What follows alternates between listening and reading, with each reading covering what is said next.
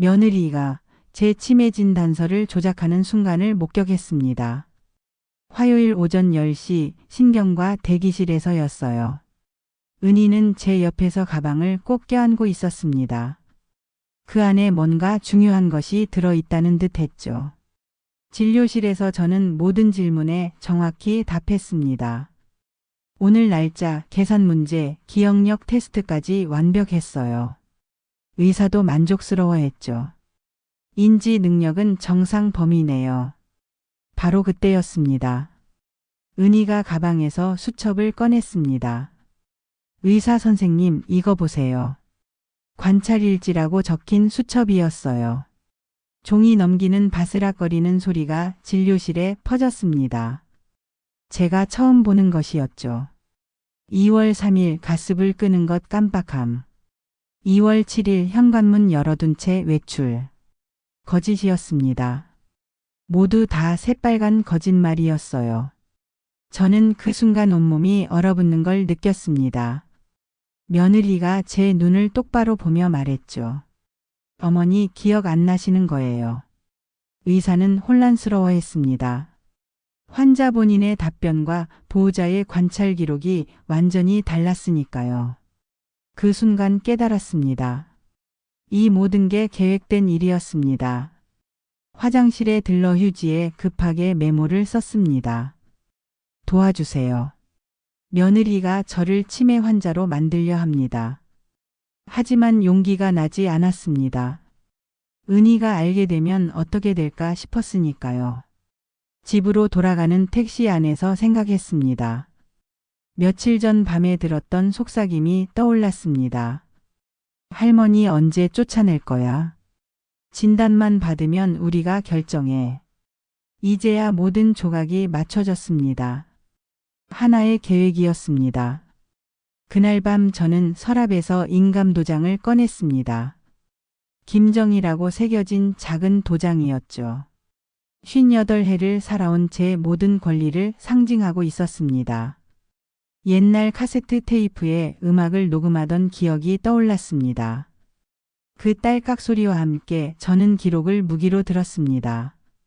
오늘 제 삶의 주인은 다시 저입니다. 아침 7시 식탁에 앉은 저는 며느리 은희의 시선을 느꼈습니다.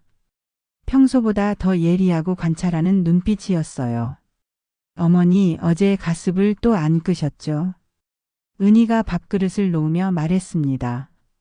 저는 분명히 껐다고 기억하는데요. 끄고 잤는데. 아니에요. 제가 밤에 확인했거든요. 변호사인 아들 철민이 넥타이를 매며 끼어들었습니다. 엄마 요즘 깜빡깜빡 하시는 게 좀 늘었잖아요. 그때 알았습니다. 이미 시작됐다는 걸요.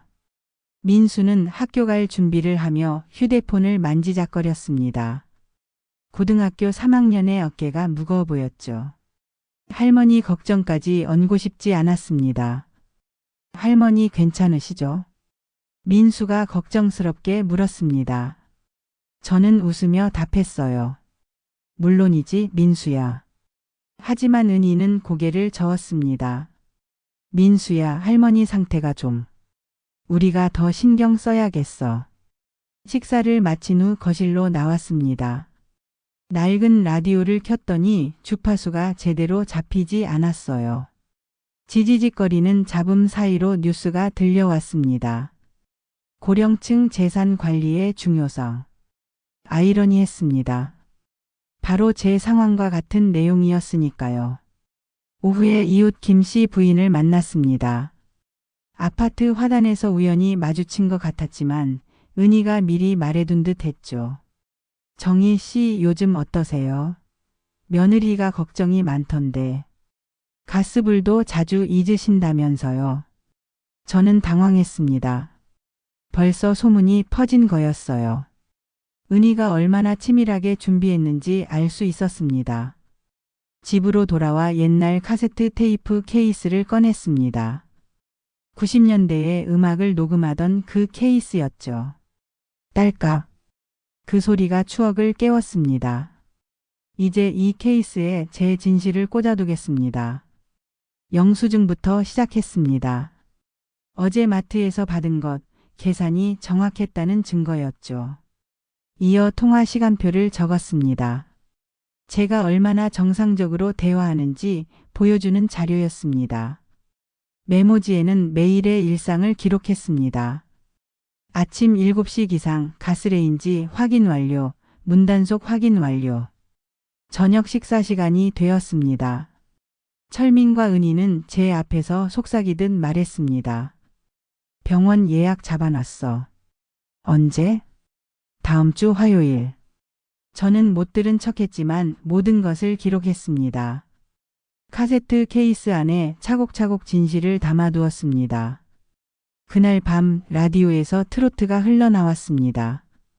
다방 스피커에서 나오는 것처럼 울림 있는 소리였죠. 어머니가 즐겨 들으시던 음악이었습니다. 저는 인감도장을 꺼내 들었습니다. 작은 도장이지만 제 인생의 권리가 담긴 무기였습니다. 균열은 이미 시작됐습니다. 이제 그 틈새로 제 진실을 흘려보낼 차례였습니다. 화요일 오전 10시 신경과 대기실에 앉아 있었습니다. 은희는 제 옆에서 가방을 꼭 껴안고 있었어요. 그 안에 뭔가 중요한 것이 들어있다는 듯 했죠. 병원 로비에서는 안내 방송이 메아리 쳤습니다. 저는 가방 속 인감도장을 만지작거렸습니다. 오늘 이 도장이 어떤 의미를 가질지 알 수 없었지만 손에서 놓고 싶지 않았습니다. 김정의 환자분. 간호사가 부르자 은희가 벌떡 일어났습니다. 저희 어머니예요. 마치 제가 혼자서는 아무것도 할 수 없는 사람처럼 보이게 행동했죠. 진료실에 들어서자 젊은 의사가 미소 지으며 맞았습니다. 안녕하세요. 오늘 어떻게 오셨나요? 저는 또렷하게 답했습니다. 며느리가 제가 깜빡깜빡한다고 해서 왔습니다. 의사는 고개를 끄덕이며 질문했습니다. 오늘이 몇 월 며칠인지, 100에서 7을 빼면 얼마인지 기억력 테스트였어요. 2월 15일 93, 86. 모든 답을 정확히 했습니다. 의사는 만족스러워했습니다. 인지 능력은 정상 범위네요. 바로 그때 은희가 수첩을 꺼냈습니다. 의사 선생님, 이거 보세요. 관찰일지라고 적힌 수첩이었어요. 제가 모르는 사이 작성된 거였습니다. 2월 3일 가습을 끄는 것 깜빡함. 2월 7일 현관문 열어둔 채 외출. 2월 10일 같은 말 3번 반복. 거짓이었습니다. 모두 다 거짓말이었죠. 억울했지만 차분히 말했습니다. 그런 적 없습니다. 은희는 안타까운 얼굴을 했습니다. 어머니 기억 안 나시는 거예요. 의사는 고개를 갸웃했습니다. 보호자 관찰과 환자 본인 진술이 다르네요. 일주일 뒤 다시 오시죠. 진료실을 나와 화장실에 들렀습니다. 휴지에 급하게 메모를 썼습니다. 도와주세요. 며느리가 저를 치매 환자로 만들려 합니다. 간호사에게 전달하려 했지만 용기가 나지 않았습니다. 은희가 알게 될까 두려웠으니까요. 집으로 돌아가는 택시 안 은희가 전화를 받았습니다. 네, 철민 씨. 의사가 재진하자고 해요. 잠시 후 낮은 목소리가 들렸습니다. 제주도 여행. 지금 시기에? 저는 귀를 기울였습니다. 열흘이면 충분하겠네요. 심장이 얼어붙었습니다. 열흘 계획이 움직인다는 뜻이었습니다. 그날 저녁 철민이 돌아와 말했습니다. 엄마, 우리 가족 여행 가요. 제주도로. 민수가 놀라며 말했습니다. 수능 준비 때문에 바쁜데 여행을요? 응, 할머니 기분 전환도 시킬 겸해서. 저는 이상하다고 생각했습니다. 평소 여행에 관심 없던 철민이 갑자기 여행을 제안하다니요. 밤이 되어 라디오를 켰습니다. 불안할 때마다 볼륨을 높였습니다. 지지직거리는 잡음을 묻어버리고 싶었죠. 하지만 오늘은 그 잡음조차 제 마음을 진정시키지 못했습니다. 메모장을 열었습니다. 매매이사 계좌 이동. 체크리스트가 첫 줄부터 채워졌습니다. 카세트 케이스를 열어 오늘의 기록을 추가했습니다. 병원에서의 답변, 거짓 관찰일지, 여행 계획까지 모두 적었습니다. 인감 도장을 다시 꺼냈습니다. 작은 도장이지만 지금 제게는 마지막 방어막 같았습니다. 창밖으로 택배 상자를 나르는 기사가 보였습니다. 새벽까지 일하는 그의 모습이 지금의 저와 겹쳐 보였습니다. 함정은 이미 설계됐고 저는 그 중심에 서 있었습니다. 목요일 새벽 5시 김포공항으로 향하는 택시가 멀어져 갔습니다. 철민과 은희, 민수가 제주도로 떠났습니다. 열흘 동안 집을 비운다고 했습니다. 창문에서 그들을 배웅한 뒤 곧바로 행동에 나섰습니다. 첫 번째 전화는 부동산 중개사무소였습니다. 안녕하세요. 매물 내놓으려고 하는데요. 네, 주소가 어떻게 되십니까? 서울 송파구 아파트 30평. 제 이름으로 된 집이었습니다. 철민이 결혼할 때 제가 마련해 준 곳이었죠. 시세가 얼마나 될까요? 4억 정도로 보시면 됩니다. 충분했습니다. 수원에서 새로 시작하기에는요. 두 번째로 향한 곳은 은행이었습니다. 예금과 연금 계좌를 분리해야 했습니다. 혹시 모를 상황에 대비해서요. 계좌 분리하려고 합니다. 가족분들 동의서가 필요한데요. 제가 계좌 명의인데 동의서가 왜 필요해요? 행원은 당황했지만 결국 절차를 진행했습니다. 제 돈이니까요. 점심 무렵 수원으로 향했습니다. 전철로 1시간 거리였습니다. 조용한 동네의 소형 아파트를 보러 갔습니다. 부동산 직원이 반갑게 맞았습니다. 20평형이지만 혼자 사시기엔 충분해요. 창문으로 들어오는 햇살이 따뜻했습니다. 오랜만에 느껴보는 평온함이었죠. 계약하겠습니다. 가방에서 인감 도장을 꺼냈습니다. 김정희. 제 이름이 새겨진 작은 도장이 오늘따라 무겁게 느껴졌습니다. 계약서에 꾹 눌러 찍었습니다. 빨간 인주가 선명하게 번졌습니다. 이제 누구도 내 도장을 대신 찍지 못한다. 집으로 돌아와 짐을 정리했습니다. 옷가지 몇 벌과 소중한 물건들 뿐이었죠. 카세트 케이스도 챙겼습니다. 그동안 모은 모든 증거가 들어있는 제 보물상자였습니다. 라디오를 켰습니다. 지지직거리던 잡음이 사라지고 맑은 소리가 흘러나왔습니다. 마치 제 마음 같았습니다. 오후 4시 이사짐센터 직원들이 와서 금방 끝냈습니다. 35년 교사 생활의 흔적, 그리고 정말 소중히 여기던 것들만 가져왔으니까요. 새 집에 도착했을 때는 해가 지고 있었습니다. 박스를 풀면서 묘한 기분이 들었습니다. 무섭고 설레고 자유로우면서 외로운 감정이 동시에 몰려왔습니다. 라디오에서 뉴스가 흘러나왔습니다. 오늘 저녁 뉴스입니다. 고령층 재산관리 사기 사건이 늘고 있어. 아이러니했습니다. 하지만 이제 저는 피해자가 아니라 생존자가 됐습니다. 휴대폰에는 부재중 전화가 23통 찍혀 있었습니다. 모두 철민과 은희의 전화였습니다. 아마 집에 없다는 걸 알았겠죠. 저는 전화를 받지 않았습니다. 대신 문자를 보냈습니다. 무사히 이사 끝냈어. 걱정하지 마. 그리고 휴대폰을 꺼버렸습니다. 창밖으로 카페 유리창에 빗방울이 톡톡 부딪혔습니다. 새로운 동네, 새로운 이웃, 새로운 시작이었습니다. 책상 위에 인감 도장을 바라봤습니다. 더는 속박이 아니었습니다. 해방의 도구가 됐습니다. 그날 밤 저는 처음으로 마음 편히 잠들었습니다. 감시도 판단도 없는 공간에서요.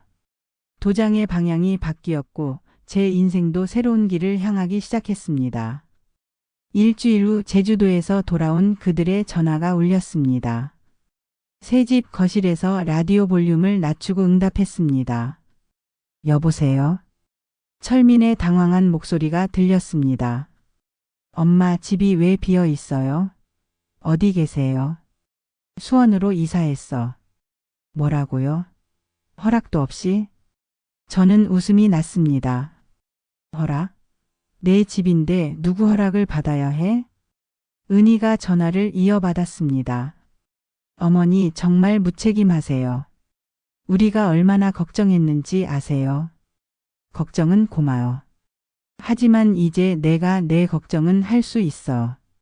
그들의 목소리엔 분노와 당황이 섞여 있었습니다. 계획이 틀어진 분노였죠. 2달이 지났습니다. 새 동네 사람들은 저를 그냥 김정희로 받아들였습니다. 치매니 뭐니 하는 꼬리표 없이요. 아침마다 공원을 산책했습니다. 이웃들이 인사를 건넸습니다. 정희 선생님, 오늘도 일찍 나오셨네요. 네, 아침 공기가 좋아서요. 평범한 대화였지만 얼마나 소중한지 몰랐습니다. 의심의 눈초리 없이 바라봐주는 게 이렇게 편안할 줄 몰랐거든요. 카페에서 라떼를 마시며 책을 읽었습니다. 에스프레소 머신이 김을 뿜어냈습니다. 그때 민수에게서 문자가 왔습니다. 할머니 보고 싶어요. 면회 갈 수 있을까요? 마음이 아팠습니다. 이 모든 일에서 민수만큼은 순수했으니까요. 언제든지 와. 할머니도 보고 싶어. 주말에 민수가 찾아왔습니다. 키가 더 큰 것 같았습니다. 할머니, 여기 좋네요. 그렇지? 할머니는 여기가 마음에 들어. 민수는 조심스레 물었습니다. 엄마 아빠 말로는 할머니가 많이 아프다고 했는데. 저는 민수의 손을 잡았습니다. 민수야, 할머니는 아프지 않아. 단지 자유로워졌을 뿐이야. 그 아이는 고개를 끄덕였습니다. 무슨 뜻인지 알아듣는 것 같았습니다. 저녁이 되자 민수는 돌아갔습니다. 현관에서 신발을 신으며 말했습니다. 할머니, 나중에 대학 가면 여기 자주 놀러 올게요. 좋아, 기다릴게. 고요가 찾아왔습니다. 하지만 외롭지 않았습니다. 이 고요는 제가 선택한 것이었으니까요. 라디오에서 클래식이 흘러나왔습니다. 주파수가 맑게 잡힌 채로 잔잔한 음악이 방 안을 채웠습니다. 옛날 카세트 테이프에 녹음해 듣던 음악 같았죠. 책상 위에 인감 도장을 바라봤습니다. 이제 이 작은 도장은 제 자유의 증거였습니다. 누군가의 탐욕에 휘둘리지 않는 제 의지의 상징이었습니다. 창밖으로 빗방울이 유리창에 부딪혔습니다. 리듬감 있는 그 소리를 들으며 생각했습니다. 가족이라는 이름으로 누군가를 통제하고 사랑이라는 명목으로 자유를 빼앗는 일이 얼마나 많은지요. 저는 운이 좋았습니다. 제때 깨달았고 용기를 냈으니까요. 인감도장 하나로 존엄을 지켜낼 수 있었으니까요. 그날 밤 일기를 썼습니다. 오늘도 나는 나였다. 누구의 짐이 아닌 나 자신으로서의 김정희였다. 라디오는 여전히 잔잔히 흘렀고 제 새로운 삶은 그렇게 평화롭게 이어지고 있었습니다.